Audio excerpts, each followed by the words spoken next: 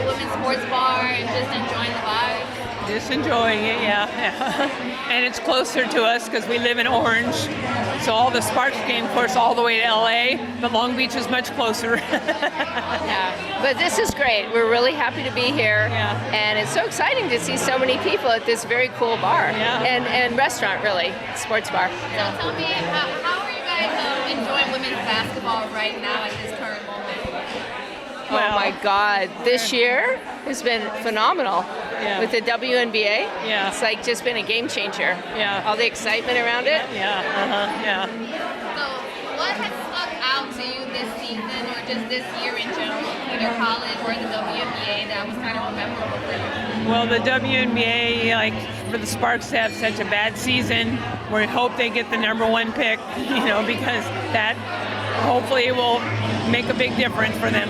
But they didn't get the #1 pick according to that second pick, so that's good. Well, the second pick don't seem too bad because obviously we got Cameron Brink, who was the second pick this past year. Yeah, but and she didn't play. I know.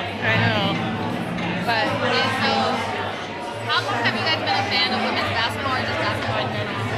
Oh, ever since I was in junior high, probably, I played basketball. I've always been fans of basketball. When did you became interested in the sport before you started playing, or when did the sport kind of gravitate to you? Well, yeah. probably in college when you had your coach, Colleen Riley. Oh yeah. I played 3 sports for her, but and when I went to school there, I was just taking PE classes because I didn't get any scholarships or anything, but I was in several of her classes, and she said, "Debbie, did you play any sports in high school? You're such a good athlete." And I said, "Yes, I did." And I told her what sports I played for there, and she said, "Oh, will you play on my basketball team and my softball team?" And I said, "Yes, I'll play on all 3 of your teams." But she was a very successful coach. She was really well known back in that day. Out of all the sports you played, which one did you enjoy the most, or was it all equal? The most probably basketball, then softball, then field hockey. Yeah. What would you say would be the most challenging things about playing those 3 different sports? Most challenging thing? Nothing. I look forward to it. Yeah, playing all the time. Yeah. And so, tell me about when you decided, or when did the opportunity present itself that you got into coaching? When I got my degree, somehow my junior high school I went to, Kramer Junior High, and my high school, Valencia High School, somehow they knew that I did that. I didn't let them know, but they both wanted me to come and coach there. Well, coached at the junior high first. Yeah, right. Just for a couple of years, but then Valencia High School said, "Why don't you come coach at the high school now?" And I said, "Okay, well, do you have a PE job available for me?" And she goes, "No, but do you have any minors?" I said, "Well, math. I love math." And he goes, "Oh, well, we have a math job open for you." So I taught math for about 4 years there when I was there. I didn't teach any PE the whole time I was at Valencia High School, but I did win a state championship in basketball.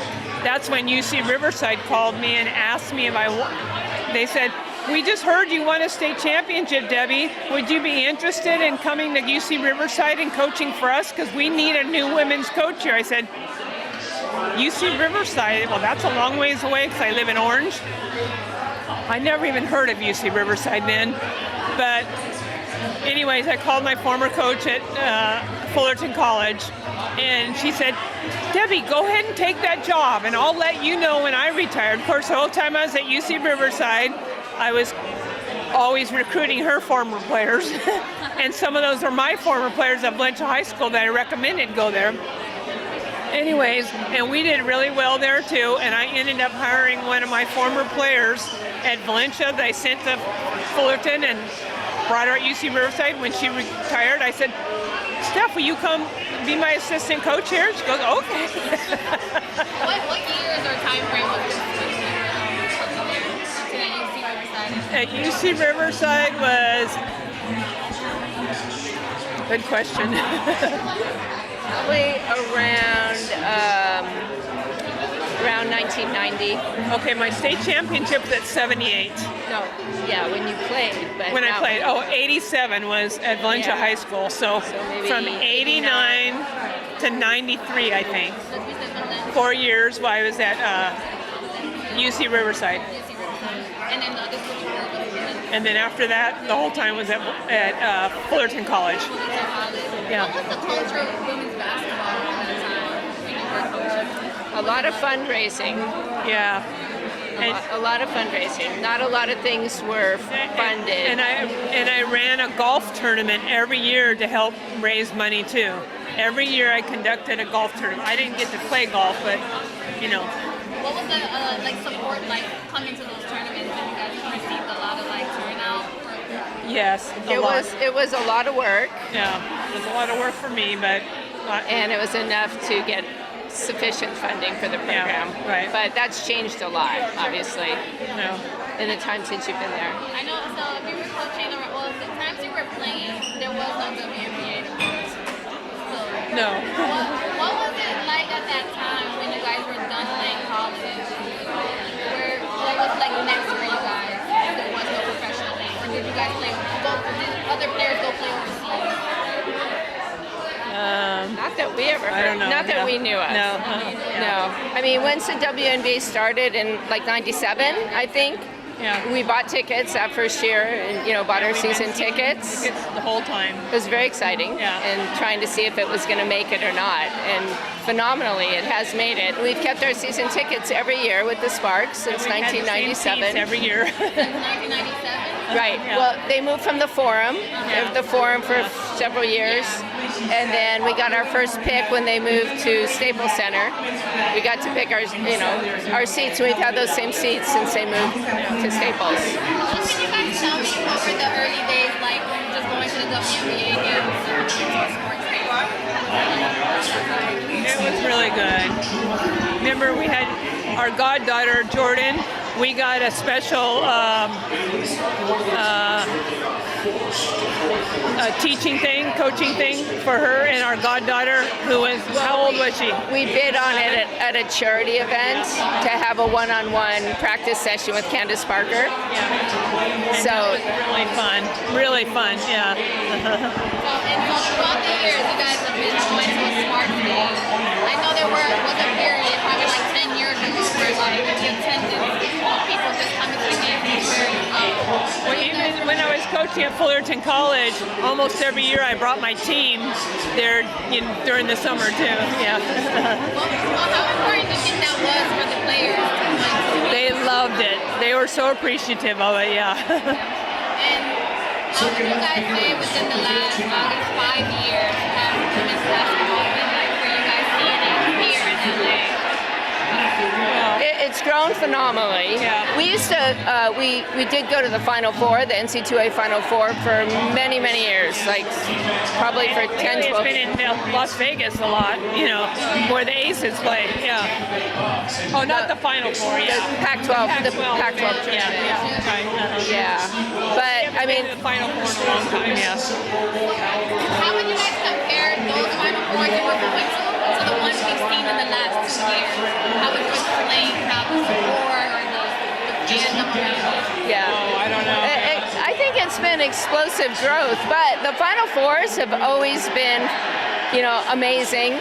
And when we would go, she was a member of the WBCA, so we would go to a lot of the meetings and the events that they would put on, and then in addition to the games. But it seems now, the games are sold out and so exciting to go to. But really, I'd say in the last couple of years, and of course last year has been the hugest growth. I want to know how much of the WNBA or just women's basketball players do you guys see outside of the game? Like, do you guys see them in commercials or advertisements on your end? Yeah. I'd say for me, just in the last year. And then there's that one commercial in particular for CarMax that's really good. Yeah.